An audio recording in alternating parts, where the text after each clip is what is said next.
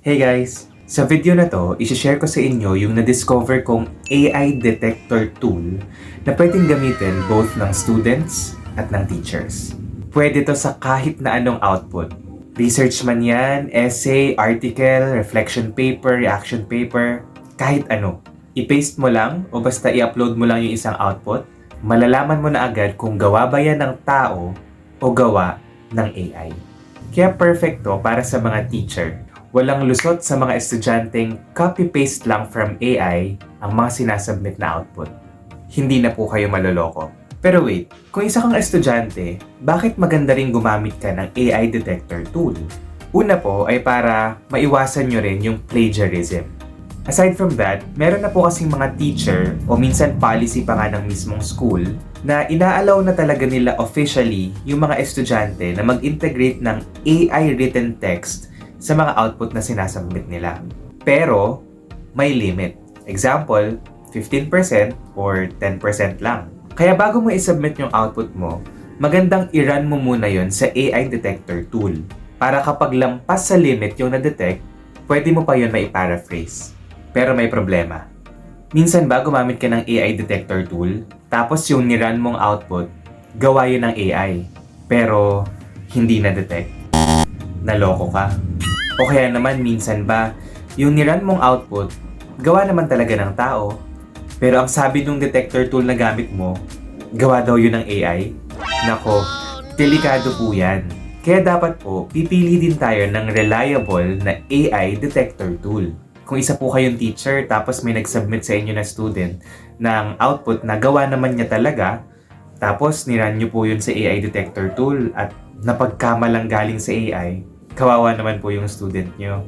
O kaya naman kabaliktaran. Galing lang pala si AI yung output na sinubmit, pero nung ni-run nyo na, hindi na-detect. Bilib na bilib pa naman kayo sa student nyo. Buti na lang po may nahanap akong reliable na AI detector tool. At dumaan po ito sa masusing research at benchmarking study. At ire-recommend ko po ito ngayon sa inyo.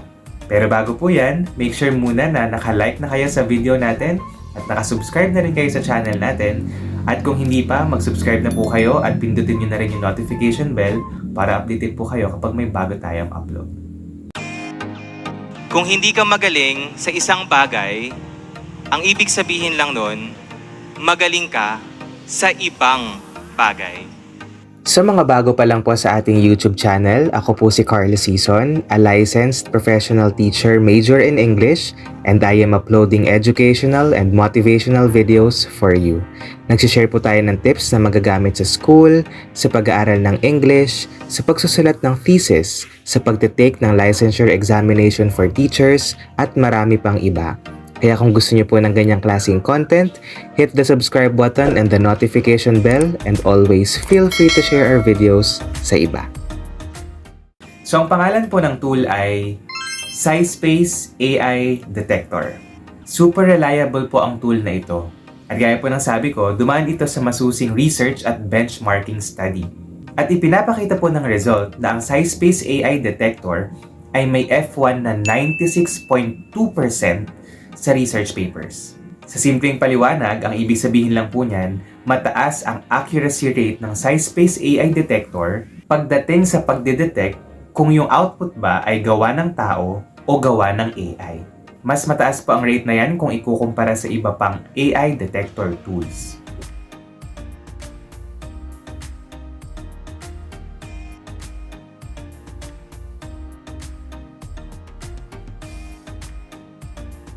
But wait, there's more. Tinest din po ang SciSpace AI detector hindi lang sa research papers or thesis, kundi pati sa mga simpleng essay, news articles, at summaries. 4,000 po ang lahat ng samples na ginamit. At ipinapakita rin po ng result na mas mataas ang F1 at accuracy rate ng SciSpace AI detector kumpara sa ibang detector tools. Now, syempre, magpapakita po ako sa inyo ng actual testing. Tara! Okay po. So kapag kinlik nyo po yung link na nandyan po sa description box at sa comment section at nakapag-sign up na po kayo, ito po yung mismong lalabas sa monitor nyo. Ito na yung SciSpace Academic AI Detector. Pwede po kayong mag-input ng text, ibig sabihin copy-paste lang kayo ng iraran nyo na text o kaya naman mag-upload po kayo ng PDF.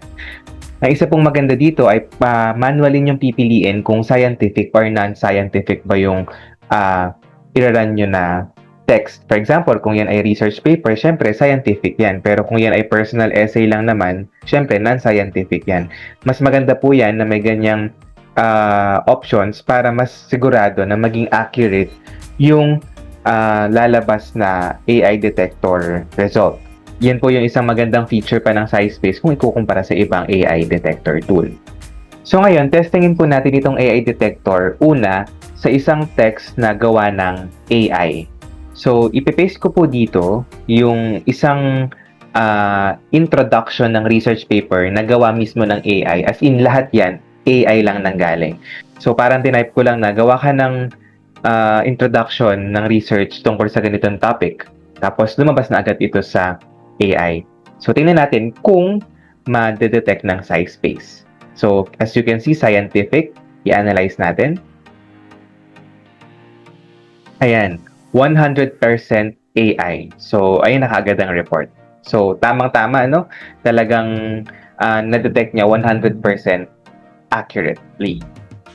So, kitang-kita nyo naman po, kahit yung mga sentences na meron na siyang citation, naka-flag pa rin siya as AI generated. Kasi talaga namang gawa lang siya ng AI.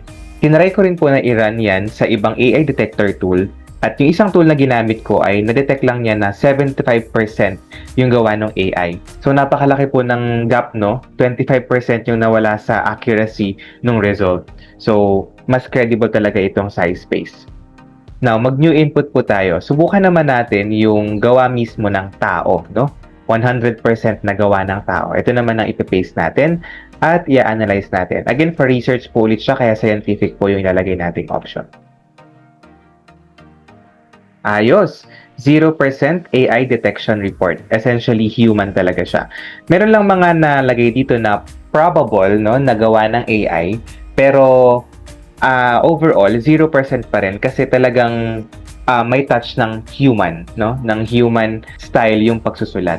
Kung ikukumpara po yung result na yan sa isang AI detector tool na sinubukan ko din gamitin, finlag naman po niya na 84% yung pagkakagawa ng AI dun sa output na gawa naman talaga ng tao, no? So, sobrang masasabi ko po na as personal review, inaccurate na yung 84%. Kasi grabe naman yun. Wala namang talagang gawa ng AI dito. Which is mas tama itong niran talaga natin sa SciSpace AI detector. So yun yung sinasabi ko po, no, na kawawa naman yung bata kapag niran po natin sa AI detector tapos sasabihin gawa ng AI pero ang totoo pinaghirapan naman talaga yun ng estudyante po natin.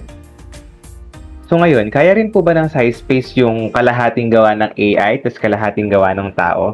So try po natin yan. So ito pong kasunod na pinaste natin ay ito naman yung gawa ng AI tsaka gawa ng tao na pinaghalo. So tingnan natin kung malilito ba yung SciSpace o kung maa-analyze pa rin niya ito accurately. Hindi naman siya eksaktong kalahati, no? Pero basta may gawa ng AI, may gawa ng tao. So check natin.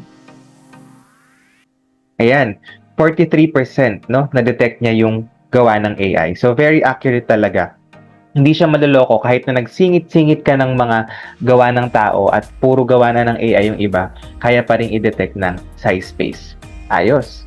Next po, itry naman natin yung non-scientific, no? Lagyan natin dito. Halimbawa, yung personal essay lang na pinagawa nyo sa estudyante nyo o gagawin nyo as a student. Tapos, itry natin una yung gawa pa rin ng AI. Okay, so ano lang yan, parang personal essay siya tungkol sa practice teaching, no? Try natin kung ma-analyze niya ng tama. Boom! 100%. Na-detect pa rin niya na talagang gawa ng AI. Tinry ko rin po yan sa ibang AI detector tool at lumabas na 70% lang ang gawa ng AI.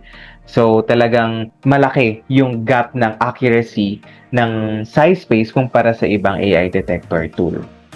Now, mag-try naman po tayo ng totoong gawa ng tao. Ayan, walang AI, walang ka-AI.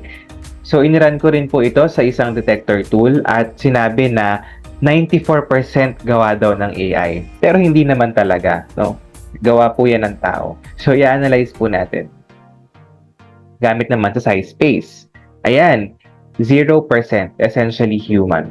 So sobrang tama po talaga ng result na lumalabas dito sa paggamit natin ng SciSpace AI detector. At yun naman talaga yung pinaka-crucial kapag pipili po kayo ng AI detector tool. Kaya para sa akin, sobrang recommended ko po itong SciSpace AI detector.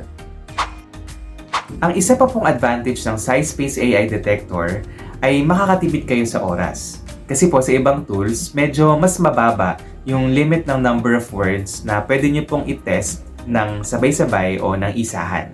Halimbawa po, kung ang limit ng ginagamit nyong detector tool ay nasa 500 words lang, tapos yung document na iraran nyo ay nasa 1,000 words, edi hahatiin nyo pa po yun. Tapos 2 beses pa kayo magka-copy-paste and run, di po ba?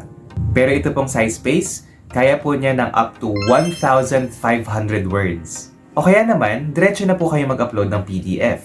Kaya po ng SciSpace up to 100 MB or 50 pages.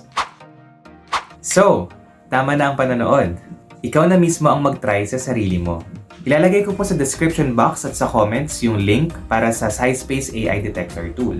At kung gusto nyo rin pong mag-upgrade into premium or advanced plan, may specialized coupon code din po tayo dyan sa baba na pwede nyo pong gamitin para maka-avail kayo ng special discount. Kung nakatulong po sa inyo ang video na to, don't forget to hit the like button and the share button. I-share nyo na po ang video na to sa mga kaklase nyo, sa mga co-teachers nyo, o sa mga kaibigan nyo. Dahil ang sabi nga, sharing is caring. Again, this is Carl Season, and see you on our next video.